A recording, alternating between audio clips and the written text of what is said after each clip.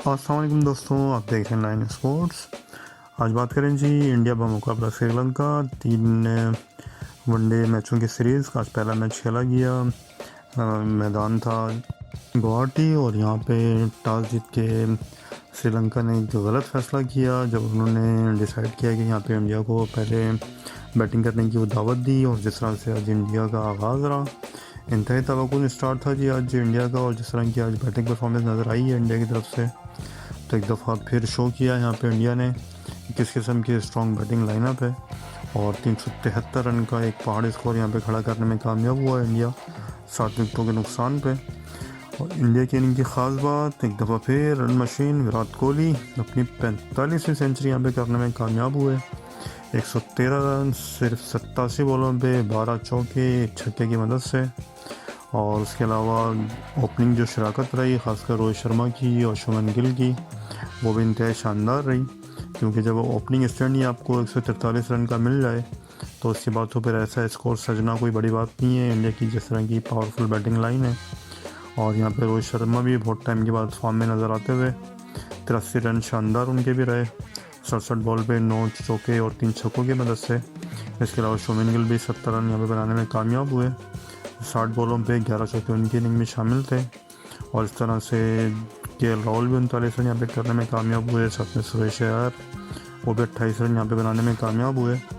और इस तरह से अच्छा स्कोर यहाँ पे पहली इनिंग में 373 रन का इंडिया ने बना के एक बहुत बड़ा टारगेट यहाँ पे श्रीलंका को दे दिया था। और अगर श्रीलंका की यहाँ पे बॉलिंग की बात की जाए तो 3 विकेटें रजत लेन में यहाँ पे कामयाब हुए। उसके अलावा एक विकेट देशान के में आए, हसरंगा भी कोई विकेट नहीं ले सके और कुर्ता ने 1 विकेट ले सके। दर्शन का कैप्टन वो भी 1 विकेट ली उन्होंने। उसके अलावा डिसिल्वा उनके से में भी 1 विकेट आई। इंडिया की हमें बैटिंग की बात की जाए तो जिस तरह का ओपनिंग स्टार्ट दिया है आज कप्तान रोहित शर्मा ने और इसके अलावा शुभमन गिल ने। पहले विकेट यहाँ पे 143 रन पे गिरी इंडिया की जब शुभमन गिल आउट हुए। अच्छी पार्टनरशिप यहाँ पे कायम की कप्तान रोहित शर्मा के साथ और एक बहुत बड़ी ओपनिंग पार्टनरशिप बुनियाद रख के इंडिया को एक बड़े स्कोर के लिए तैयार कर लिया था यहाँ पे इंडिया ने। और इस तरह से एलबीडब्ल्यू आउट हुए दुष्यंका की बॉल पे शुभमन गिल। उसके बाद आउट होने वाले जो बैट्समैन बने रोहित शर्मा 173 रन पर दूसरी विकेट गिरी जब उनकी विकेट हिस्से में आई। दुष्यंका के बोल्ड किया यहाँ पे रोहित शर्मा को और 83 रन की वो भी इनिंग यहाँ पे खेल चुके थे। उसके बाद विराट कोहली ने जिस तरह से पहले पार्टनरशिप कायम की रोहित शर्मा के साथ, उसके बाद सुरेश अय्यर के साथ, तो इस तरह से वो स्कोर को 213 तक ले जाने में कामयाब हुए। और सुरेश अय्यर की जब यहाँ पे विकेट गिरी है तो उस टाइम तक सुरेश अय्यर भी 28 रन बना चुके थे।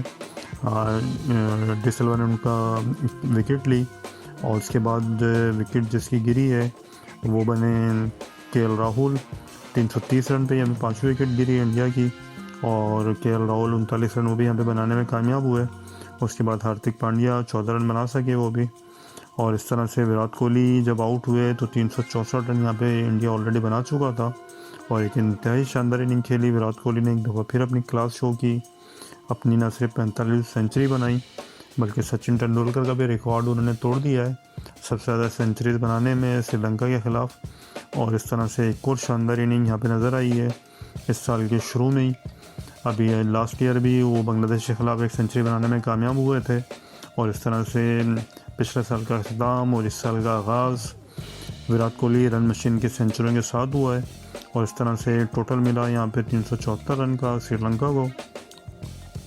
श्रीलंका आगाज़ बिल्कुल भी अच्छा नहीं हो सका इतने बड़े टोटल को चेस करने में। और सिर्फ 19 रन में पहली विकेट यहाँ पे गिर गई जब फर्नांडो आउट हुए, सिर्फ 5 रन वो बना सके।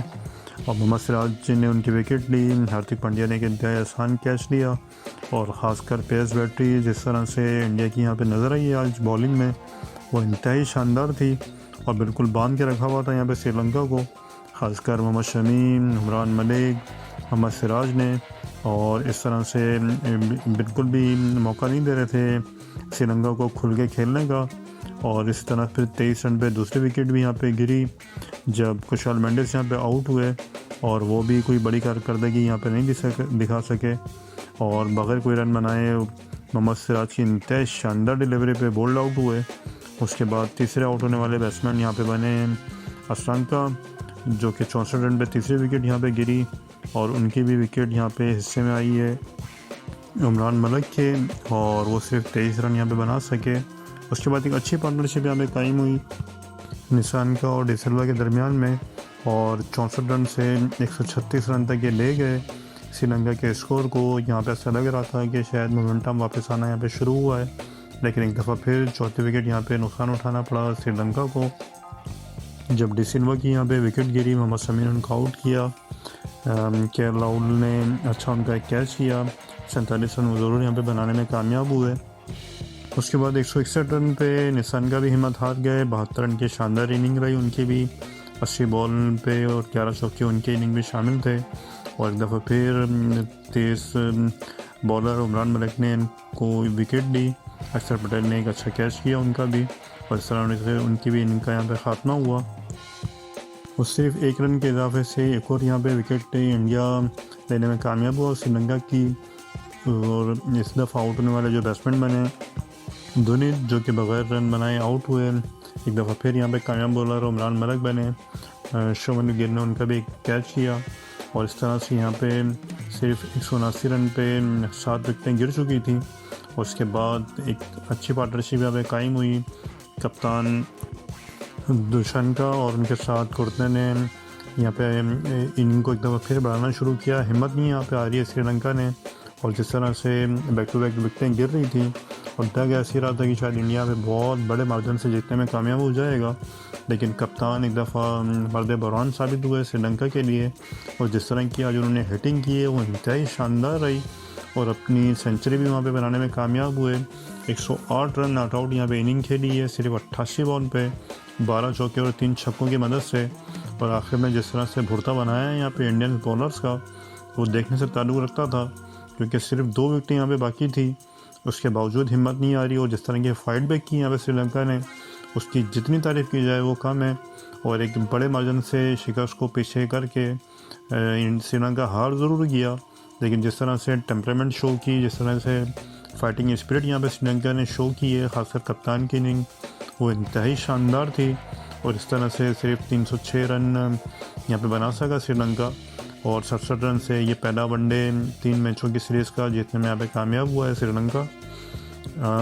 इस तरह से इंडिया को ये पहली कामयाबी मिली इस सीरीज़ की।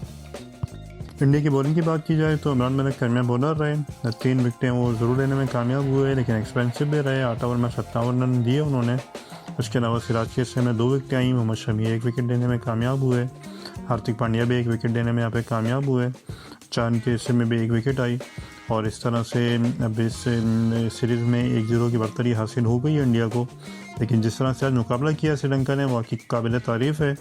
और यहाँ पे थोड़ी सी फील्डिंग के भी डेफिसिट नज़र आए श्रीलंका के, क्योंकि यहाँ पे विराट कोहली जैसे बैट्समैन को 2 चांस दिए उन्होंने। इसी वजह से जब आप ऐसे बड़े बैट्समैन को 2 चांस देंगे तो फिर इतने बड़े स्कोर तो फिर बनना ही है। जिस तरह की स्ट्रॉन्ग पावरफुल बैटिंग लाइनअप है इंडिया की, और इस पर यकीनन काम करने की ज़रूरत है श्रीलंकन फील्डर्स को। और अब देखते हैं बाकी 2 मैचेस में किस तरह की परफॉर्मेंसेस आती हैं दोनों टीमों के दरमियान में। इसके बाद बात करें जी, कल पाकिस्तान का मुकाबला न्यूजीलैंड, इस सीरीज़ का दूसरा वनडे खेला जाना है कराची अरीना क्लब स्टेडियम में। तो 1-0 की हमें बढ़तरी हासिल हो गई है पाकिस्तान को। कल जिस तरह से पाकिस्तान ने 6 विकेटों से मैच जीता था न्यूजीलैंड के ख़िलाफ़, और अब देखना यह है कि कल पाकिस्तान मैच जीत के इसको बढ़तरी को फाइनल करने में कामयाब हो जाता है, या फिर एक दफ़ा फिर ये सीरीज़ 1-1 से बराबर हो जाती है। तो उम्मीद तो ये की जाती है पाकिस्तान ने जिस तरह परफॉर्मेंस दी है शायद इसी को कंटिन्यू करेगा और जीत भी जाएगा पाकिस्तान इस दूसरे वनडे को भी। लेकिन यहाँ पे न्यूजीलैंड की टीम भी किसी तौर पर भी कमज़ोर नहीं है, तो भी फाइट बैक देखने की ज़रूर सलाहियत रखती है। अब कल के इस मैच का इंतज़ार रहेगा। उसके अलावा सबसे बड़ी खबर जो है जी मिक्की हार्टर की, बहुत दिनों से बातचीत चल रही थी नजम सेठी की तरफ से कि वो मिक्की हार्टर को हेड कोच लाना चाह रहे हैं पाकिस्तान के लिए, लेकिन एक दफ़ा फिर उनकी मसरूफियत आड़े आ गई है मिक्की हार्टर की, और अब ये तस्दीक कर दी है पाकिस्तान क्रिकेट बोर्ड ने कि उनसे बातचीत ख़त्म हो गई है, क्योंकि उनका ऑलरेडी डर्बीशायर से कॉन्ट्रैक्ट चल रहा है, 2025 तक का उनका कॉन्ट्रैक्ट है। इसकी वजह से उन्होंने माजरत कर ली है पाकिस्तान का हेड कोच बनने के लिए, और अब यही पीसीबी की तरफ से मौक़िफ़ आया है कि हेड कोच के लिए तलाश जारी रहेगी, और अभी भी वो फॉरनर कोच की बात कर रहे हैं।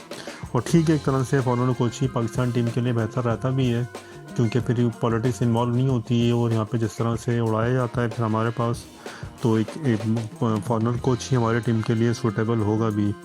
देखते हैं जी अब किसके नाम ये खुलती है लॉटरी पाकिस्तान हेड कोच के लिए, तो अब इसका भी इंतज़ार रहेगा। आज की वीडियो में इतना ही था। उम्मीद है आज आपको वीडियो ज़रूर पसंद आई होगी। प्लीज़ चैनल को लाइक कीजिए, शेयर कीजिए, सब्सक्राइब ज़रूर कीजिए।